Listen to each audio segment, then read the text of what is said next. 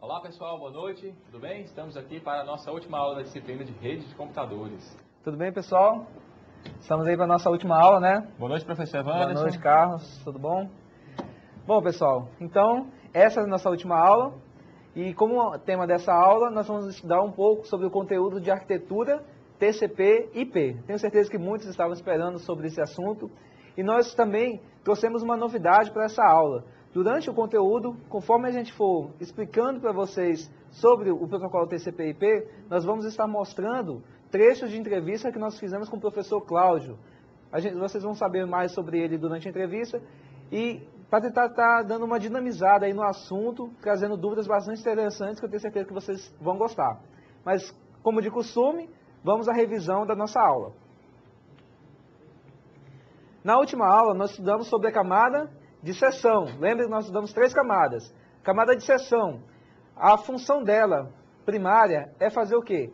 Estabelecer as conexões, gerenciar e encerrar conexões. Ela vai fazer o quê? A ligação entre o emissor e o receptor para o quê? Para a camada de aplicação, para ela trocar informações. Ela é responsável por essa parte aí. Vocês estudaram também, acompanhando o slide, a camada de apresentação, que tem a responsabilidade de entregar os dados legíveis. Ela tem também a funcionalidade de formatar os dados de formas que as aplicações possam entender. Ela é responsável também pelas estruturas e pela sintaxe de transferência. E, por fim, a última camada que nós estudamos foi a camada de aplicação. Ela é responsável pela sincronização entre as aplicações, recuperação de erros e controles de integridade. Bom, professor Evanderson, então, feita a revisão, vamos ver aqui quais são os objetivos da aula de hoje. Vamos lá. Então, na aula número 7, nós temos o objetivo de apresentar a arquitetura TCP/IP, falar sobre como ela trabalha para garantir a comunicação entre diferentes redes de computadores e falar sobre as funções dessa camada, certo? Isso mesmo. Então, o que é arquitetura TCP/IP? A arquitetura TCP/IP, nós vamos agora estudar um pouco sobre o conceito dele. O que significa arquitetura TCP/IP? Ela é um conjunto de protocolos. Você pode logo perceber que o nome arquitetura TCP/IP é formado por 2 protocolos que nós já estudamos nas aulas passadas. O protocolo de transferência, o TCP, junto com o protocolo Internet Protocol, com o IP. Então, o nome arquitetura TCP/IP é um acrônimo desses 2 nomes, do TCP e o IP. Ela é um modelo de referência.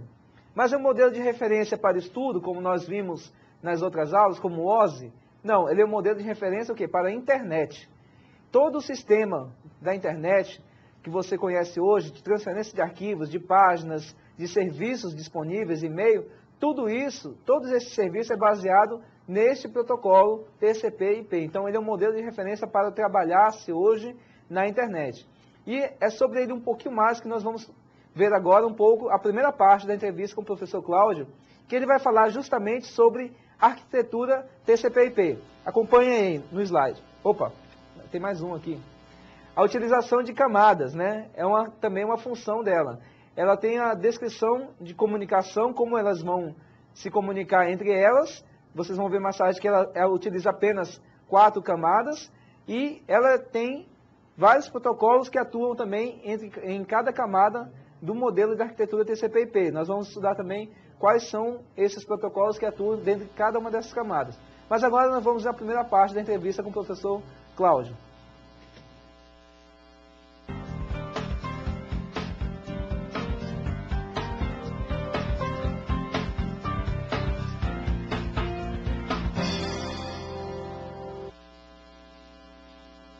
Olá, alunos, tudo bem com vocês? Nós estamos aqui hoje para uma entrevista com o professor Cláudio de Castro Monteiro. Ele é mestre em redes de computadores, atualmente é engenheiro, está fazendo doutorado em engenharia elétrica pela Universidade de Brasília, UNB, Também é coordenador do curso de Sistemas de Informação da Faculdade Católica do Tocantins e também professor da Escola Técnica Federal do Tocantins. Cláudio, tudo bem? Tranquilo. Professor Cláudio, como nós poderíamos definir, assim de forma resumida, a função do modelo TCP/IP? Ok, Wanderson. Primeiramente, eu queria agradecer o convite, né, e dizer aos alunos que estão assistindo a gente nesse momento que é um prazer enorme, né, a gente está aqui para contribuir de alguma forma com o conteúdo, né, passado nessa disciplina que você está ministrando. Em relação à sua pergunta, professor, o modelo TCP/IP, ou mais comumente chamado como arquitetura TCP/IP, ele tem como objetivo funcional reduzir o nível de complexidade da implementação de determinadas aplicações envolvendo rede de computadores. Bom, a princípio, toda a arquitetura de protocolos de comunicação de dados deriva de um modelo de referência. E o modelo de referência do qual o TCP/IP, ou a arquitetura TCP/IP derivou, não poderia ter sido outro que o modelo OSI, o modelo de referência OSI. Só que quando a gente fala de simplificação, a gente está querendo dizer o seguinte: como o modelo OSI tem 7 camadas de abstração, o modelo TCP/IP, ou a arquitetura TCP/IP, já tem apenas 4, conhecidas normalmente como camada física, camada de rede, camada de transporte e camada de aplicação. Cada uma delas foi definida ou foi especificada para poder ajudar os desenvolvedores na hora da implementação das suas aplicações.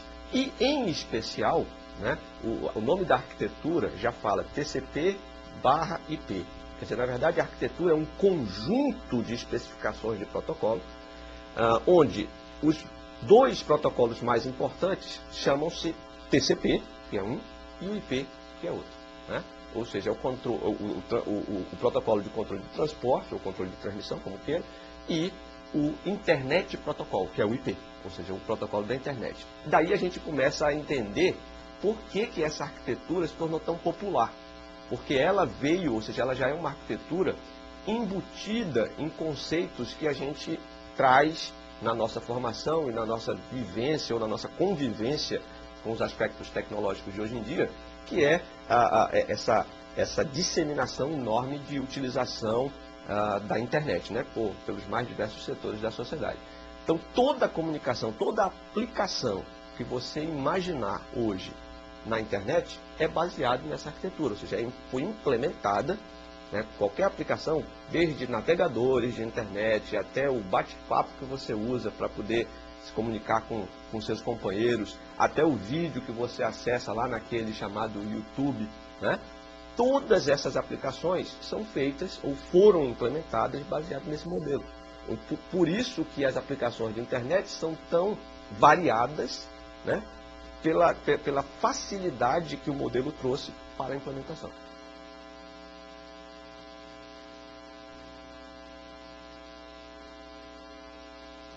Bom, pessoal, então como a gente pôde ouvir aí, né, o professor Cláudio falando, o modelo OSI, né, foi o modelo que foi proposto antes do modelo TCP/IP, antes da arquitetura TCP/IP. Embora, quando o modelo OSI foi proposto, né, alguns protocolos da arquitetura TCP/IP já tinham sido inventados, já tinham sido construídos, né, já estavam em operação. Porém, né, não havia um modelo que descrevesse a atuação desses protocolos, por exemplo. Agora vamos falar um pouquinho mais especificamente sobre a arquitetura TCP/IP. Então vamos lá. O professor Cláudio não comentou, né, mas a arquitetura TCP/IP, ela define a comunicação em rede de computadores em 4 camadas. Uma delas é a camada física. A camada física, que alguns autores também chamam de camada de enlace de rede ou camada de interface de rede, ela é responsável por estabelecer a ligação física entre 2 computadores e também é responsável por definir como será o acesso ao meio, certo? A outra camada seria a camada de rede, certo? A camada de rede, no modelo TCP/IP, também chamado de camada de interredes ou camada internet, é responsável justamente por prover um meio de comunicação entre redes diferentes, certo? Se a gente observar bem, internet, a palavra internet, seria traduzida para interredes, ou seja, ligação entre redes diferentes. E é justamente isso que é a internet, um grande aglomerado de redes diferentes conectadas entre si. A outra camada é a camada de transporte. Essa camada de transporte, a atuação dessa camada, ela também é baseada na ação de protocolos como o TCP e o DP, assim como no modelo OSI. E a outra camada do modelo TCP/IP é justamente a camada de aplicação, certo? Então, são essas as 4 camadas definidas pela arquitetura TCP/IP. De certa maneira, a gente consegue fazer uma comparação entre o modelo TCP/IP e o modelo OSI, não é isso, professor? Isso mesmo, Carlos. Vocês podem estar imaginando, né? Nós estudamos no OSI 7 camadas, mas aqui a arquitetura TCP/IP tem apenas 4. Será que então aqueles serviços que as outras camadas que não estão constando aqui foram desprezados? Vamos ver agora uma comparação? Acompanhe aqui. No modelo OSI versus o TCP/IP, as camadas física e a camada de enlace de dados que nós estudamos, elas correspondem aqui no protocolo TCP/IP, eles correspondem à camada física que o professor Carlos acabou de explicar. Então, a camada física e camada de enlace todas as funções estão agrupadas dentro dessa única camada, no TCP/IP. A camada de rede, ela corresponde à camada interredes, ou camada de rede também, como você pode sempre encontrar em outras literaturas. Então, essa função, ela está aqui dentro mesmo, ela é igual. A camada de transporte, idem. Todas as funções da camada OSI também correspondem ao modelo TCP/IP. A camada de sessão, apresentação e aplicação, elas, por sua vez, estão agrupadas dentro da camada de aplicação do modelo TCP/IP. Então, como vocês puderam ver, todas as funções necessárias para execução e troca de informações que nós estudamos dentro de cada camada, elas estão constantes dentro também do modelo TCP/IP. Apenas não estão agrupadas de forma separada, como nós estudamos no OSI. Ok? Por quê? Porque o TCP/IP foi criado antes do OSI. Mas o OSI veio para uma compreensão de estudo, não é isso mesmo, professor Carlos? É verdade, professor Evandro. Então a gente poderia dizer, de certa maneira, que na arquitetura TCP/IP, alguns protocolos têm uma liberdade maior de atuação, né? Não estando presos em uma determinada camada, em uma das 7 camadas, como descreve o modelo OSI. Eles têm uma liberdade maior para atuarem, né? Isso mesmo. Vamos então à segunda parte da entrevista com o professor Cláudio e vamos ver um pouquinho mais sobre o que ele fala sobre essa diferenciação das camadas OSI e TCP/IP. Vamos lá. A gente pode entender, então, baseado no que você falou, que o modelo TCP/IP, ele é uma simplificação, então, do OSI para atender às necessidades de internet? Ou não? Perfeitamente. Agora, você colocou, quer dizer, é exatamente isso. O modelo OSI, né, criado, muita gente me pergunta isso e às vezes tem uma situação bem sutil aí. Quem surgiu primeiro? O OSI ou o TCP/IP? Né? Nos livros ou na literatura, você vai encontrar que, e até por uma questão lógica, né, sempre os professores, e na nossa formação a gente vê, bom, o TCP/IP é uma minimização do OSI. Então o OSI surgiu primeiro. Mas ao contrário, o TCP/IP surgiu primeiro lá no Departamento de Defesa dos Estados Unidos, quer dizer, foi um modelo proprietário, fechado, que depois foi aberto para as universidades, mas ele surgiu muito primeiro que o OSI. Então, quer dizer, ele não é um modelo de referência. Mas o OSI foi criado, né, para tentar criar uma referência maior, ou com um escopo maior, do que o que a gente tinha no modelo fechado do TCP/IP, até porque o mundo não conhecia esse modelo até então. Então, hoje a gente pode dizer, bom, o TCP/IP é uma tentativa de minimizar o OSI, ou de facilitar, né, as abstrações para a implementação de aplicações que usem rede de computadores. No entanto, dizer que o TCP/IP depende do OSI, eu acho que assim, a gente tem que ter um pouco de cuidado. O TCP/IP tem vida própria. sempre teve. Agora, que o OSI surgiu para te dar uma situação de referência absoluta, independente de qualquer outro modelo que venha a surgir, isso sem dúvida. Né? Se você me permitir, eu vou só te dar um exemplo. Na época em que eu era estagiário da antiga LBA, Legião Brasileira de Assistência, foi o meu primeiro estágio. Eu terminei a faculdade e fui estagiar na LBA. E na época a gente já tinha uma conexão com a antiga RENPAC, Rede Nacional de Pacotes, que usava um tipo de protocolo lá chamado X25. Não se ouvia falar em TCP/IP na época. No entanto, se ouvia falar de OSI. Eu havia aprendido na faculdade o OSI. E o que os professores falavam para mim, camada de enlace, camada física, aí depois, na ordem, né? Física, enlace, aí rede, transporte, seção, né? Todas aquelas 7 camadas, aquilo sinceramente me aborrecia. Então, para que eu estou aprendendo esse negócio? Quando chegou lá na LBA, deu problema, num determinado momento, deu um problema nessa conexão X25. E aí eu, como único técnico estagiário no local, tive que resolver. E aí liguei para, na época eu morava em Belém, eu liguei para a antiga Telepará. E o camarada, para conversar comigo, ele começou a conversar sobre um monte de coisa, e dentro desse monte de coisa ele disse para mim assim, olha rapaz, eu acho que o problema está aí com você, porque até a camada 2 aqui está beleza para mim. Eu boiei na hora, porque eu não sabia o que era a camada 2. Quer dizer, tinha visto o modelo OSI, não tinha dado nenhuma importância para isso, e o camarada da Companhia de Telecomunicações do Estado estava me impondo uma situação prática da qual eu precisava ter conhecimento do modelo.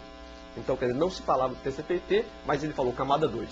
O camada 2 é aquela camada 2 de enlace, que é responsável por tratar erros e, né, fazer redundância de bits, etc, etc. É essa a camada 2. O que ele estava querendo me dizer na época, depois eu fiquei sabendo, que o enlace dele estava legal.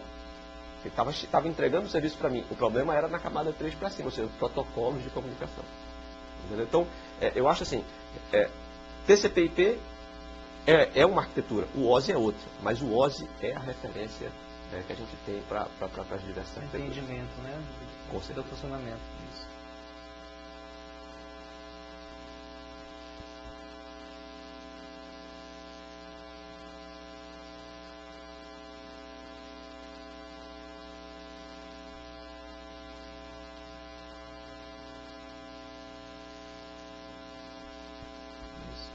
Então, ao se utilizar o modelo OSI como essa referência, né, para o desenvolvimento de tecnologias de comunicação, a gente pode então entender que todas as camadas, né, e definições, elas devem ser permeadas ou representadas, ou a gente pode usar só algumas, pode ser abstraídas algumas delas, né? Correto? Na verdade, como diz, né, é um modelo de referência. Então, o que você vê na prática é quando você vai partir para implementar uma aplicação. Vamos imaginar o seguinte, você vai adotar a sua aplicação de rede, você vai ter como referência o modelo OSI. Né? Então o modelo OSI diz que você tem que tratar determinadas coisas na camada física, isso aí como você vai implementar, e a gente está num curso de informática, né? Um curso da área de informática, então a gente assume que nós estamos trabalhando com software. A camada física deixa para os engenheiros lá. Né? Mas camada de enlace, talvez e tal, mas vamos lá. Aí você diz, vou construir o software a partir da camada 3. Bom, aí você vai ter que construir protocolos, né, de roteamento na camada 3, ou seja, de endereçamento e efetivamente de entrega. Você vai ter que construir protocolos de transporte na camada 4 e por aí vai. Ora, na hora que você vai fazer o programa, isso de verdade não existe. Né? O que existe é que você vai fazer um código e você tem que saber que aquele código tem que ter aquelas funções. Né? A divisão ela é implícita dentro do código. É preciso que você saiba para melhor entender. Mas do ponto de vista prático, você não tem essas divisões bem definidas. Bom, pessoal, gostaram aí da entrevista, de mais uma parte, um trecho dessa entrevista sobre o modelo TCP/IP e a arquitetura TCP/IP. Vocês viram lá a importância, né, de estarem estudando sobre o modelo de referência OSI. Né? Vocês viram lá o professor Cláudio dizendo um apuro, né, que ele passou por não conhecer o modelo de referência OSI, no qual aquela empresa de telecomunicação estava falando com ele lá, ó, problema na camada 2. Se você não sabe qual é a camada 2, você vai trabalhar com redes. e não sabe qual é a camada 2, você vai ter muitos problemas para identificar, né, qual é o problema que está acontecendo ali pela não conexão de rede no momento, pela não troca de informações. Então, por isso, vale a pena você estudar bastante esse conteúdo que nós estamos conversando aqui. Bom, dentro do modelo de TCP/IP, na camada de rede, o principal protocolo que nós temos é o protocolo IP, ou seja, o Internet Protocol. Nós já estudamos nas aulas passadas sobre esse protocolo, sobre o protocolo IP. Mas hoje nós vamos dar mais uma relembrada sobre ele pela sua grande importância que ele tem dentro de uma rede. Até porque nós dissemos que o conjunto protocolo TCP/IP, esses dois protocolos juntos, eles são que a base da comunicação de rede, de uma rede local e principalmente o modelo padrão de comunicação da internet.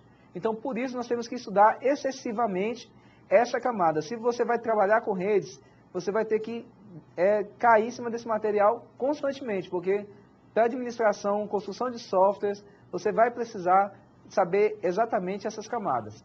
Então, o protocolo IP, Internet Protocol, ele é, na verdade, o quê? Ele é um número IP. Ele é um número IP constituído de quê? De 32 bits, nós já estudamos, né, sobre os bits. Então, ele é constituído de 32 bits, sendo separado por octetos, onde cada octeto contém o quê? 4 bytes.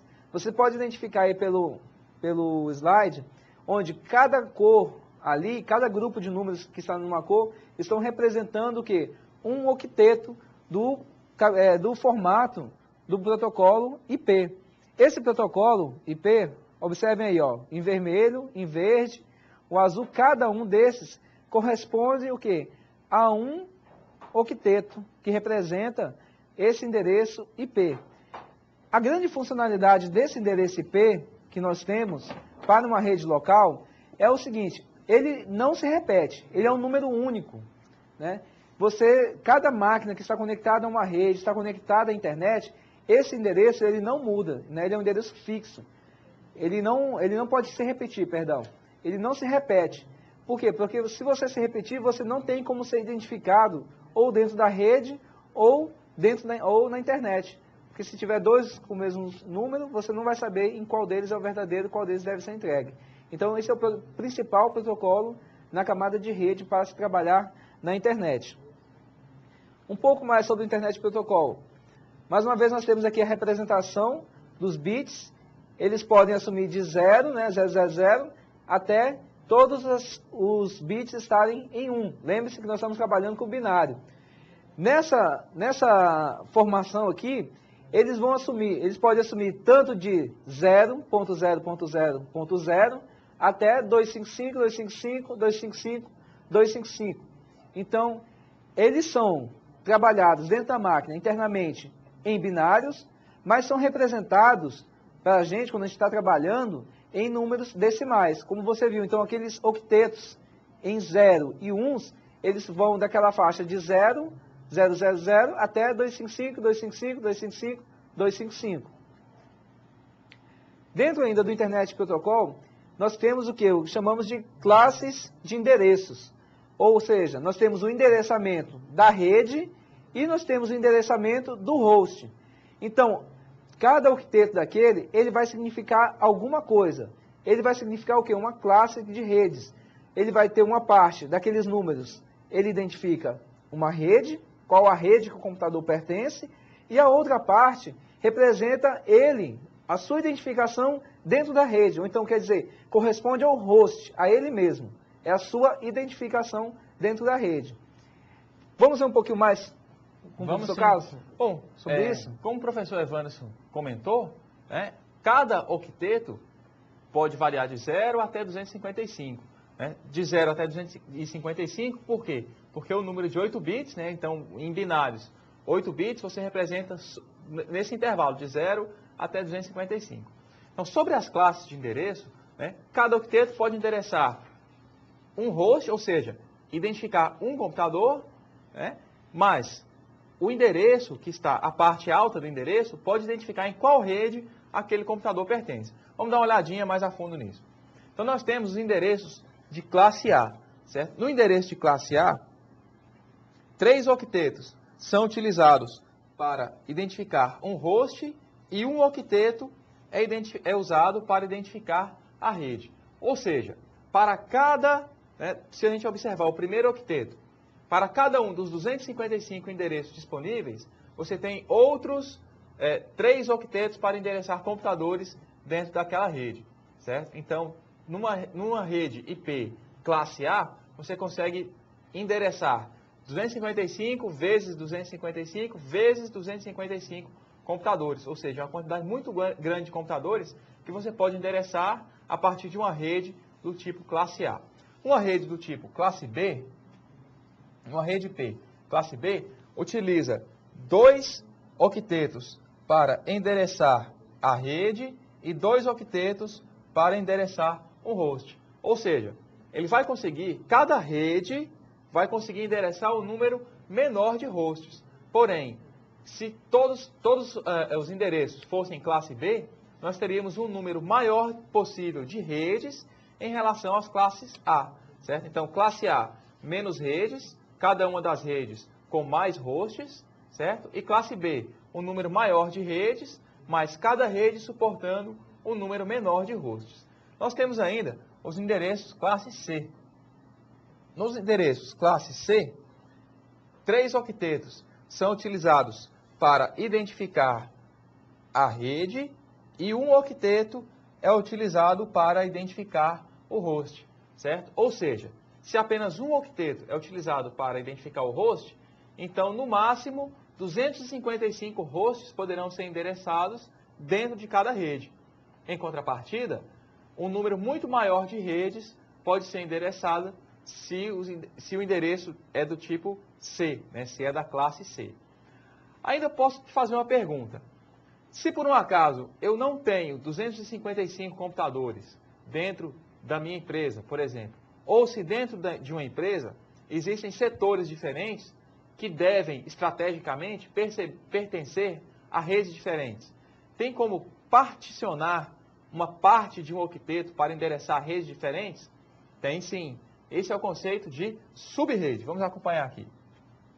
Então, o conceito de subrede, ele é utilizado quando parte de um octeto é utilizado para identificar uma rede diferente. Por exemplo, vamos supor uma faixa de endereços de 0 a 255 no último octeto, numa rede de classe C, certo? Então, eu poderia usar os endereços de 1 a 16 para identificar uma subrede dentro dessa rede classe C. Ou ainda, também os endereços de 33 a 55 como uma outra subrede para dentro dessa rede classe C. Dessa maneira, a gente consegue particionar de maneira eficiente os endereços IP disponíveis, certo? Agora, se numa mesma faixa de endereços, como eu vou saber para qual rede, para qual subrede um pacote é endereçado? Para a gente fazer isso, para a gente descobrir para qual subrede um pacote é endereçado, a gente utiliza a técnica de mascaramento, certo? O que seria o mascaramento? Seria uma aplicação de uma máscara em uma rede para identificar para qual subrede um pacote é endereçado. Vamos acompanhar aqui. Então, uma parte do octeto particionado vai representar a rede e a outra parte do octeto particionado vai representar o host. Para identificar para qual subrede um pacote é endereçado, a gente utiliza as máscaras de rede. Por exemplo, nós temos aqui uma máscara para endereços classe A. Para endereços classe A, a gente vai abstrair o primeiro octeto e vamos aplicar a máscara nos 3 octetos seguintes, certo? Numa rede classe B, nós vamos abstrair da máscara 2 octetos e vamos aplicar a máscara aos 2 octetos seguintes. Numa rede classe C, a gente vai abstrair 3 dos octetos possíveis e aplicar a máscara de subrede somente ao último octeto que está particionado, certo? Então, dessa maneira, a gente conseguiria, numa empresa, por exemplo, numa instituição, aplicar a máscara de subrede a todo um conjunto de endereços. Se você quiser particionar ainda o último octeto, você pode aplicar uma máscara diferente, de maneira que subredes diferentes dentro do último octeto podem ser acessadas. Bom, dentro ainda do protocolo TCP/IP, o protocolo IP ele define uma unidade de transmissão de dados, chamada de pacote IP. Esse pacote IP, ele possui diversas informações que estão contidas nele para transmitir dados de um lugar para o outro. Mas dentro de todos esses campos que o pacote IP tem, nós vamos ver 3 que são mais importantes para a gente. Acompanhe aí. O primeiro é o IP de origem, que corresponde ao emissor, né, à máquina que está desejando transmitir. O segundo é o IP de destino, que corresponde à máquina que vai receber essa informação, esse pacote. E o terceiro é o time to live. Ele é um valor que é decrementado a cada segundo que o pacote passa pela rede ou um roteador. Por que esse pacote é decrementado? Para que ele não fique vagando pela internet eternamente, caso ele não chegue ao seu destino. Então, em cada ponto que ele passa, ele vai sendo decrementado, vai sendo tirado o valor. Quando ele atingir um valor nulo, quer dizer que ele se perdeu, ele não achou o destino necessário. Porque se não tivesse campo, ele ficaria de roteador em roteador na internet aí indefinidamente. Então esse time to live ele serve para quê? Para dizer quando não achou mais um host, né? E ele vai controlar então a vida, né? O tempo de vida desse pacote dentro da camada, aí, dentro da comunicação de rede. Professor Evandro, então eu poderia dizer que se não existisse esse campo time to live, né? Ou seja, o tempo que definisse o tempo de vida do pacote, hoje nós poderíamos ter vários pacotes rodando aí pela rede, tornando a nossa comunicação mais lenta? Isso mesmo. Imaginou se você tem... É como se você entrasse numa autoestrada e nunca mais saísse dela, né? Ficasse rodando ali... Ocupando espaço onde os outros querem trafegar. Isso mesmo. Aí os roteadores eles vão agir como se fossem lixeiros, né? Cada vez que ele identifica que aquele pacote que morreu... Acabou o tempo que ele tinha, acabou o tempo dele, ele tira da rede e pronto. Isso mesmo, descarta esse pacote. Esperto esse roteador, hein? Bom, vamos ver um pouquinho mais da entrevista, né, com o professor Cláudio sobre o TCP, sobre o protocolo IP. Vamos lá. Vamos lá. Professor, aproveitando já a presença, você poderia falar assim para a gente de modo rápido, que eu tenho certeza que é a dúvida de muitos alunos também, uma diferença assim entre o IPv4, IP versão 4 e IP versão 6 da eles?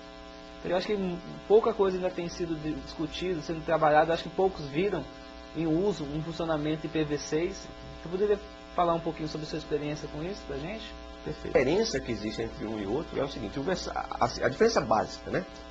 Primeiro, o IPv6 aumenta a quantidade de octetos, na verdade aumenta o número de octetos do endereço IP, ou seja, o protocolo IP ele é formado por, basicamente, campo de IP de origem, campo de IP de destino, checksum e alguns outros campos, né, no cabeçalho dele.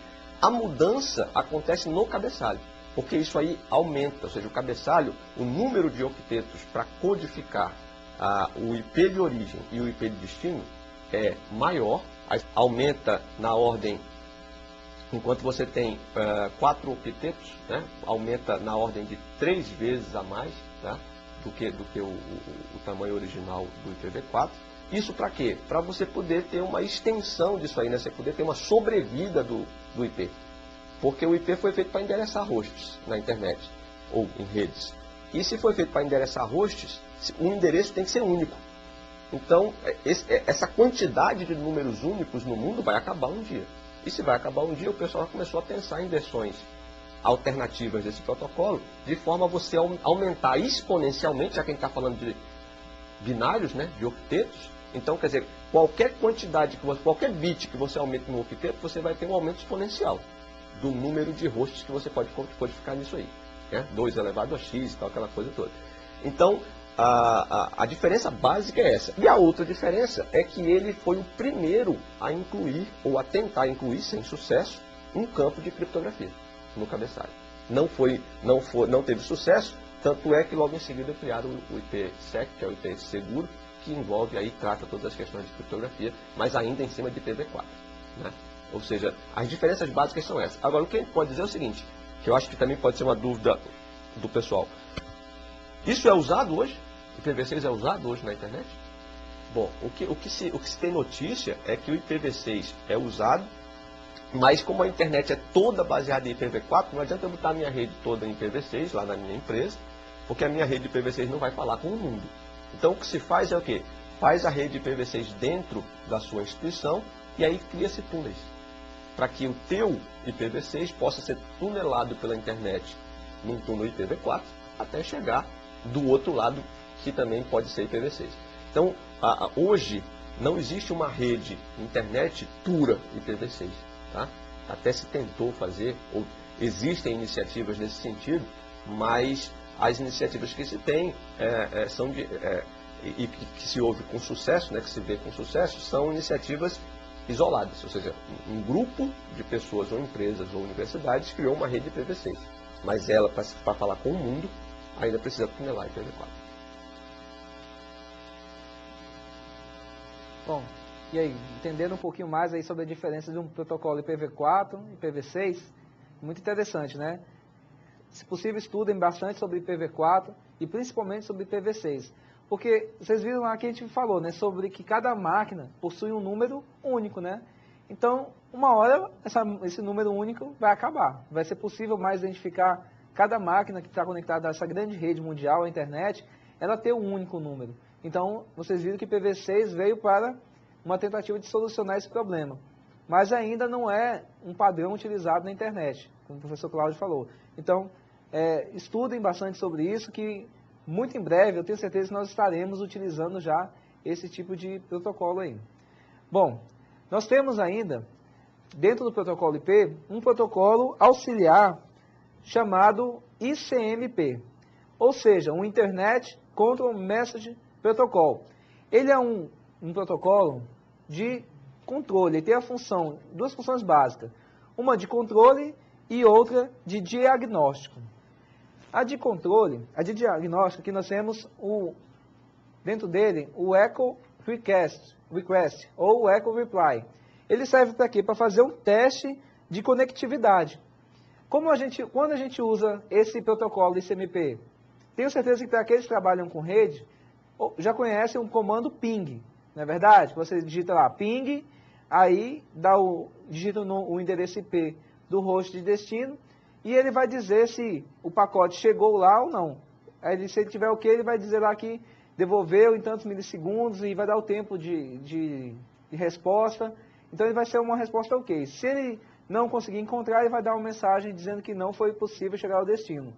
Então, esse Echo Request e o Reply, você vai encontrar com esse protocolo, com o comando ping. É uma forma de você utilizar. Ele é muito utilizado pelos administradores de rede para ver se o host de destino está ativo.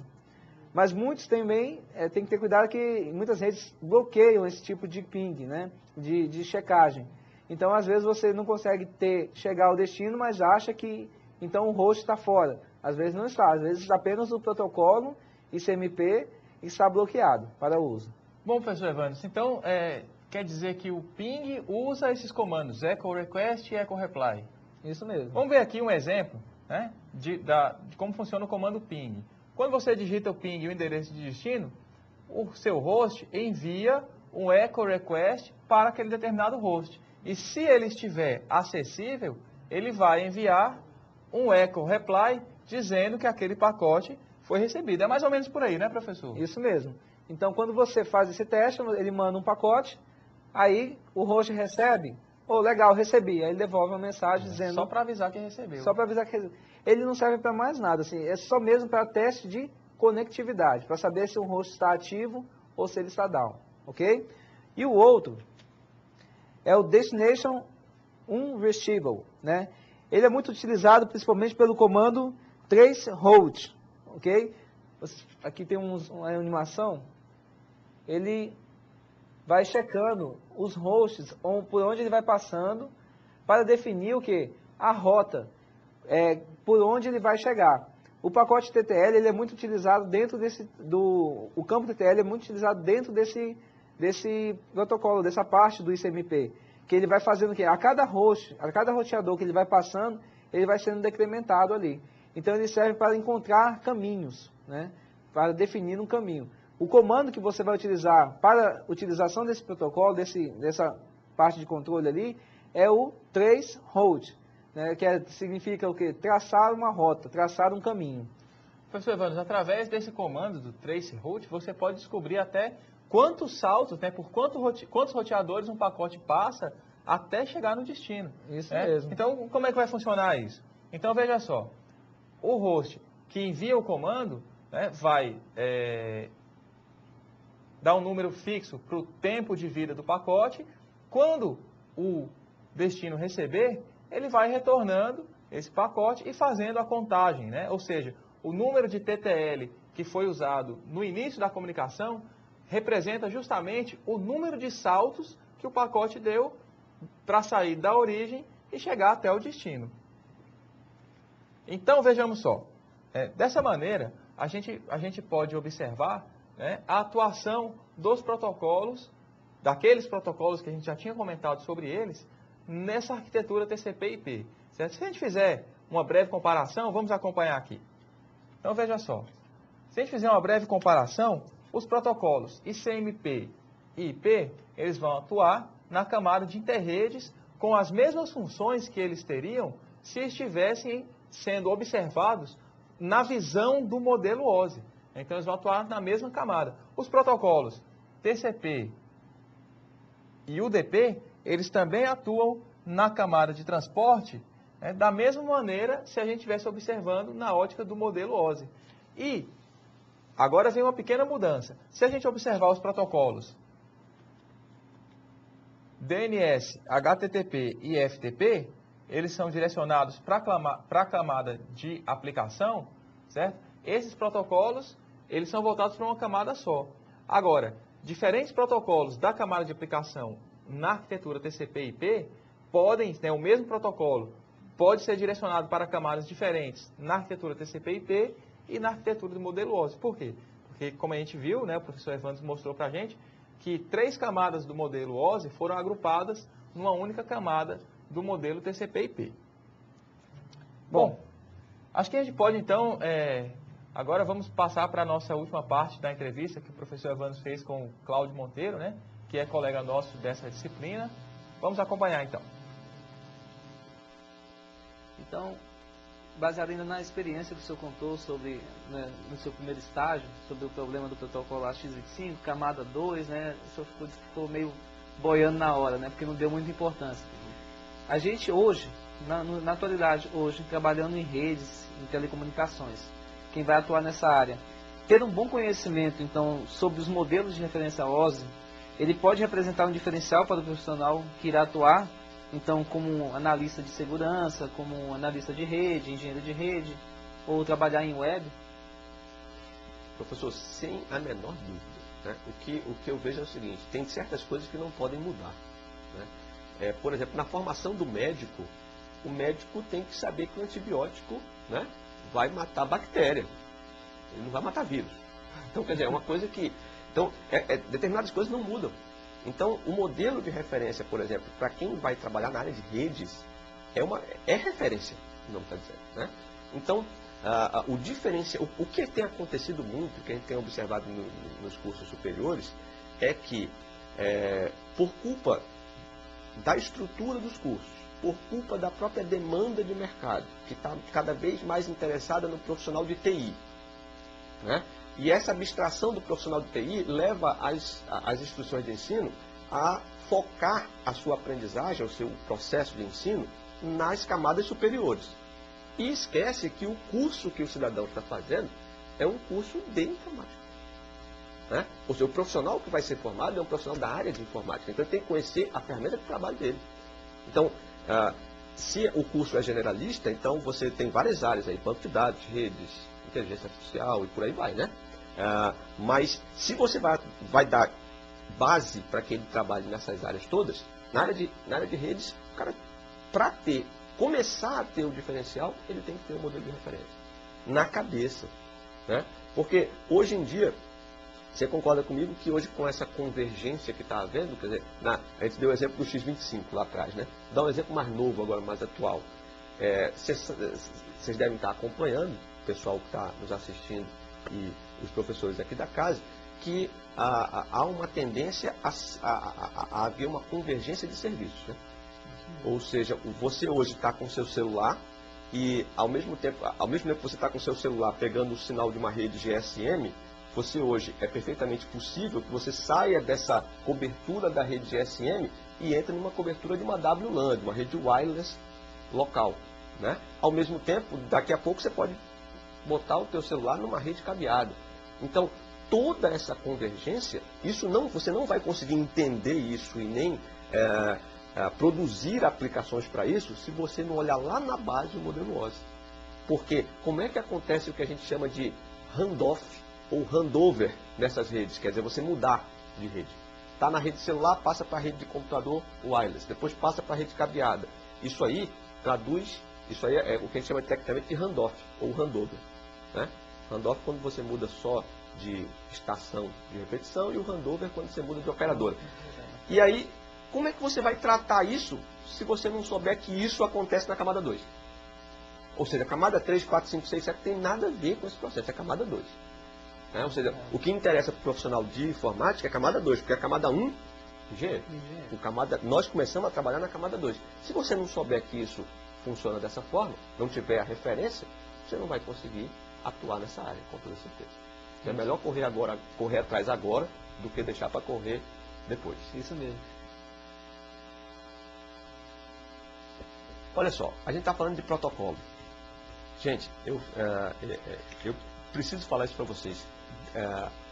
Olhem bem quando vocês estiverem aprendendo programação, principalmente o que a gente chama de matriz.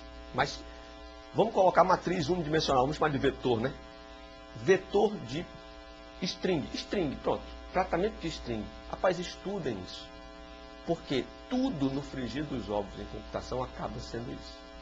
Se você vai programar um protocolo, se você vai fazer uma máquina conversar com a outra, uma mensagem que você vai passar daqui para cá, um e-mail que você vai trocar com outra pessoa, com um servidor de e-mail, isso tudo, você está na camada de aplicação usando o seu cliente de e-mail. Quando você passa isso, dá um clique, aí a ação que esse clique, quer dizer, o impacto que esse clique tem dentro desse modelo de referência que a gente acabou de dizer, é enorme. E toda essa conversão que vai passar da aplicação para a camada de transporte. Aí a camada de transporte vai adicionar alguma... Quer dizer, o que é que passa de uma camada para outra? Uma sequência de bits. Portanto, uma string, um vetor, uma matriz unidimensional. Se você não souber como tratar isso na programação, como é que trata começo, como é que trata fim, como é que você verifica tamanho, né? Se você não começar a tratar a programação como um instrumento de trabalho, não só na produção de aplicação visual, se você não começar a pensar nisso aí mais embaixo, possivelmente a tua formação vai ter um gap, vai ter um hiato aí, e que aí você vai formar e vai ter que correr atrás se for principalmente atuar na área de redes. Então, deixo aqui a mensagem. Se o professor de vocês estiver ensinando a programar strings, vetores, matrizes, rapaz, faça exercício, entenda realmente como é, incorpore isso, porque depois fica mais difícil. Estou dizendo isso por experiência própria. Não aprendi a programar na faculdade. Tive que aprender depois, porque não me ensinaram, né? E eu também não aprendi, não era bom de programação não. Nem nunca fui, mas tive que correr atrás do negócio. Então, em vez de correr atrás depois do negócio já feito, que bom que vocês tenham a oportunidade de correr agora, antes de formar. Isso mesmo. Bom, professor Cláudio, agradeço novamente a sua presença. Obrigado, eu que agradeço. Garanto que todos nós tiramos bastante dúvidas aí a respeito. Fica aí o recado do professor Cláudio, que vocês têm que correr atrás enquanto é tempo, enquanto vocês têm uma equipe toda aqui junto, pronta a ajudar vocês. Tem uns fóruns, tem na internet. Nós temos diversas ferramentas aí para estar auxiliando todos vocês. Então, fica aí o nosso recado. Espero que vocês tenham gostado da entrevista e até a próxima. Bom, pessoal, vocês puderam aí observar o recado do professor Cláudio Monteiro, né?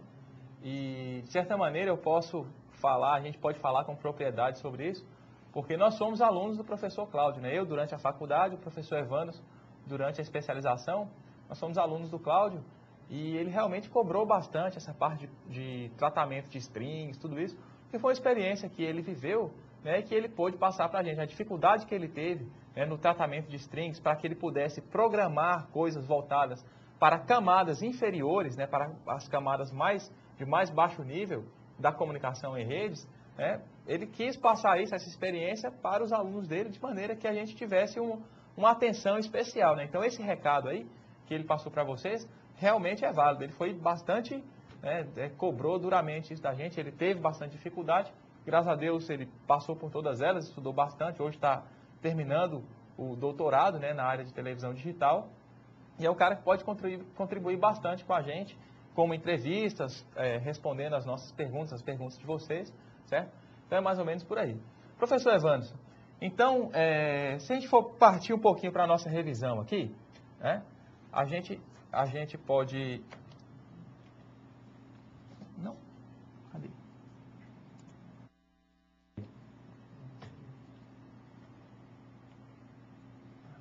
Final.